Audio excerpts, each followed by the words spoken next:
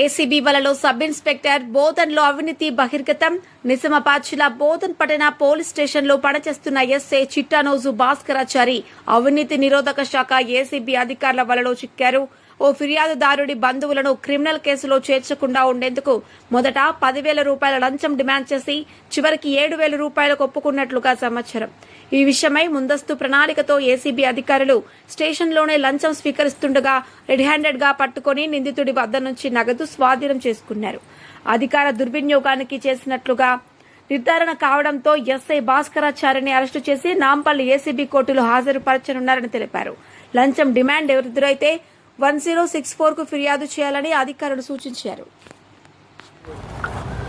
మార్చి నెలలో ఇక్కడ ఒక బోధన్ పోలీస్ స్టేషన్లో కేసు నమోదైంది. ఆ కేసులో ముగ్గురిని వీరు నోటీస్ ఇచ్చి అరెస్ట్ చేయడం జరిగింది. అయితే మిగతా కొంతమందిని ఇన్వాల్వ్ చేస్తామని చెప్పేసి ఎస్ఐ ఒకరికి ఫోన్ చేయడం జరిగింది. అందులో వాళ్ళకి లంచం అడిగారు. లంచం అడిగితే వాళ్ళకు ఇష్టం లేదు లంచం ఇవ్వడం. మాకు కాంటాక్ట్ అయ్యాడు.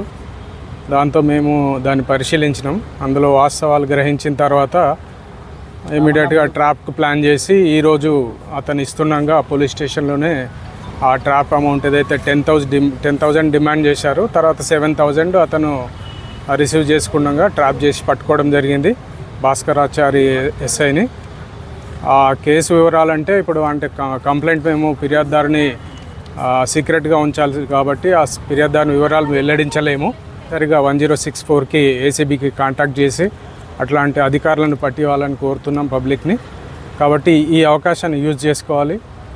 1064 అయితే ఈజీగా అందరికీ అర్థమవుతుంది. దానికి చేసి మాకు వెంటనే కనెక్షన్ అవుతుంది, నాకే కాంటాక్ట్ అవుతుంది. అంటే ఏ జిల్లా పరంగా అడిగితే ఆ జిల్లా కాంటాక్ట్ చేసి ఇచ్చేస్తారు వాళ్ళు. కాబట్టి అది యూజ్ చేసుకొని ఈ లంచగొండి అధికారులను పట్టివ్వాలని కోరుతున్నాను. డిమాండ్ అమౌంట్ ఎంత సార్? 10,000 డిమాండ్, 7,000 యాక్సెప్ట్ చేశారు.